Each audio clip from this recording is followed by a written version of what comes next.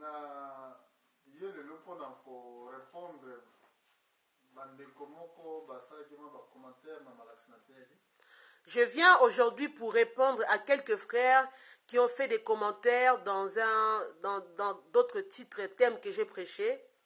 Bango balobaki nini ke Yesu aza motu mwindu. Ce frère a commenté en disant que Jésus était noir. Et puis balobaki jardin d'Éden ezalaki na Afrique. Il a également dit que le jardin d'Éden se trouvait en Afrique. Bon, mpona ngai esalaki ngai mpenza mwa mawa. Pour moi, vraiment, en lisant cela, j'ai été vraiment attristé. Parce que c'est qui soki oyoki bante ya kotanga kofo oyanda ngo nyonso. Parce qu'il vous faut, quand vous écoutez un thème, il vous faut écouter tous les thèmes du début jusqu'à la fin. Si vous lisez juste un petit morceau, vous n'allez peut-être pas comprendre tout ce qui avait été dit.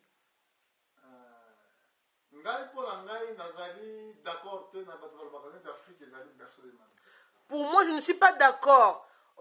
Pour les gens qui disent que l'Afrique, c'est un berceau de l'humanité. L'Afrique n'est pas un berceau de l'humanité.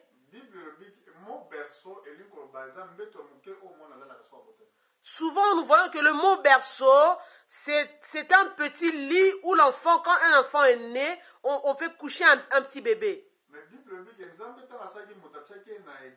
La Bible déclare que quand Dieu a créé l'homme, il l'a placé dans le jardin d'Éden.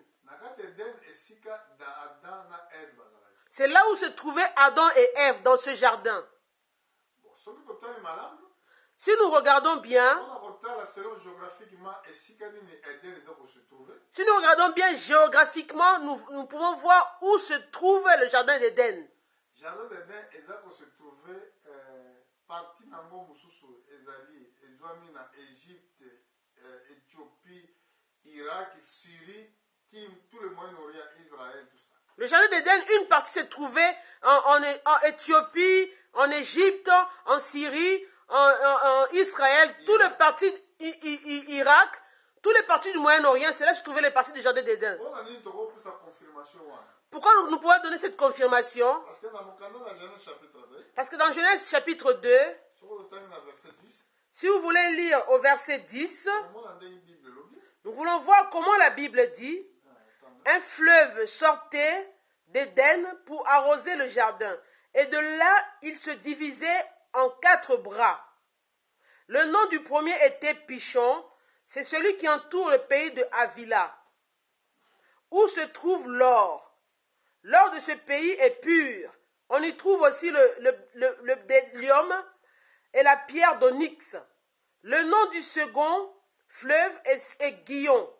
C'est celui qui entoure tout le pays de Couche. Le nom du troisième est Idékel.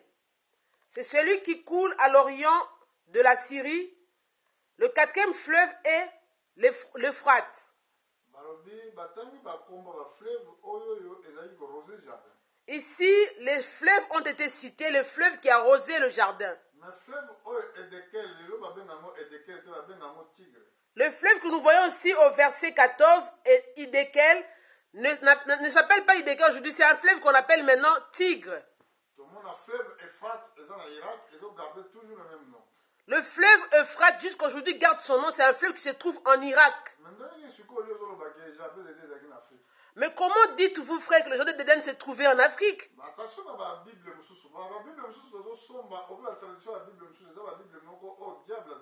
Faites attention parce qu'il y a plusieurs versions de Bible qu'on achète aujourd'hui. Ce sont des Bibles que le diable lui-même est en train d'écrire.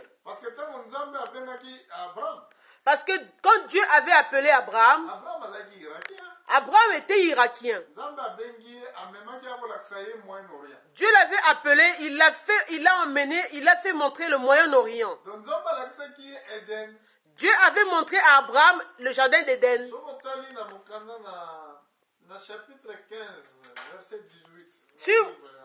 Si vous voyez dans le chapitre 15, verset 18, dans le livre de Genèse,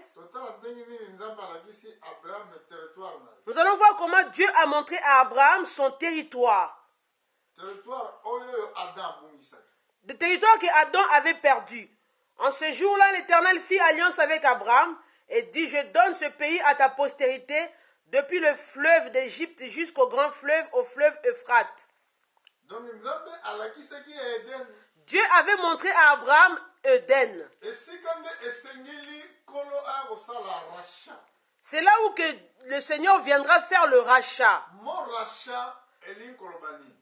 Que veut dire le mot rachat? Quand on dit que Jésus nous a rachetés, donc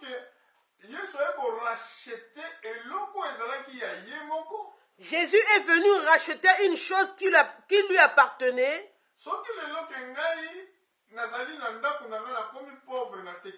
Si aujourd'hui, par exemple, moi, je possédais une maison, mais devenant pauvre, j'ai dû vendre ma maison. Maintenant, si j'ai les moyens, je veux racheter la maison qui m'appartenait autrefois.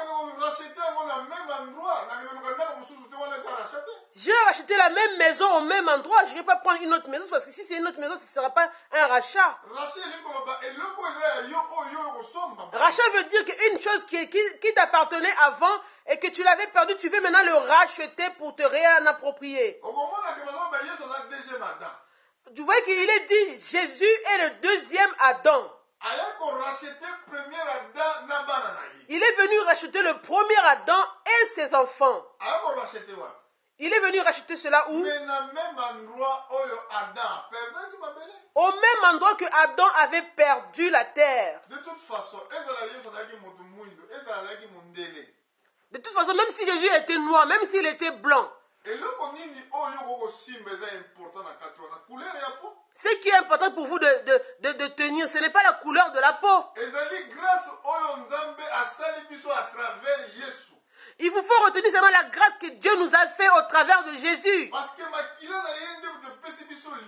Parce que c'est son sang qui nous a donné la liberté d'être appelés enfants de Dieu. Il nous a réconciliés avec Dieu. Ce n'est pas une question qu'il était noir.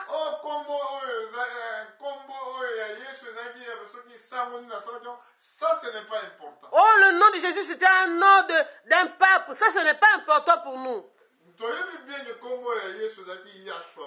On sait que le nom de Jésus, c'était Yahshua, Massia. C'est l'église catholique qui est l'auteur de transformer le nom de Jésus. Mais nous, notre but à nous, que le bon évangile arrive aux nations. Et si vous êtes un enfant de Dieu, il vous faut écouter la parole de Dieu. Ça ne sert à rien de porter des critiques disant que oh, les Noirs.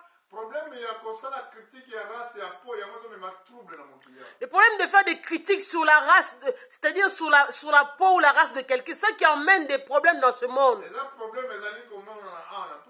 C'est ça que nous voyons, nous constatons ici en Europe, en Afrique. Ça emmène le racisme dans les hommes. La Bible dit, il vous faut aimer vos frères comme vous aimez vous-même. Même si c'est un blanc, vous devez l'aimer. Si c'est un noir, vous devez l'aimer aussi. Il ne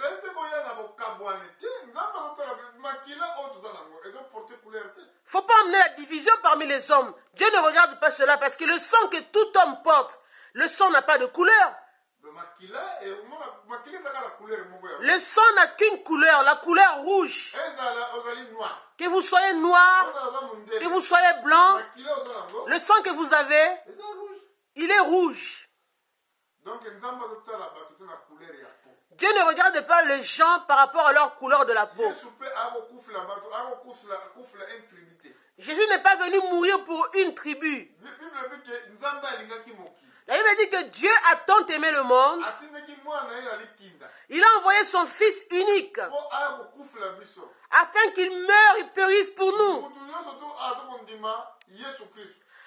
Quiconque qui croit en Jésus-Christ, qu'il soit blanc, qu'il soit noir, s'il croit en Jésus, il sera sauvé. Si vous refusez de croire, que vous soyez blanc, que vous soyez noir, vous n'allez pas être sauvé.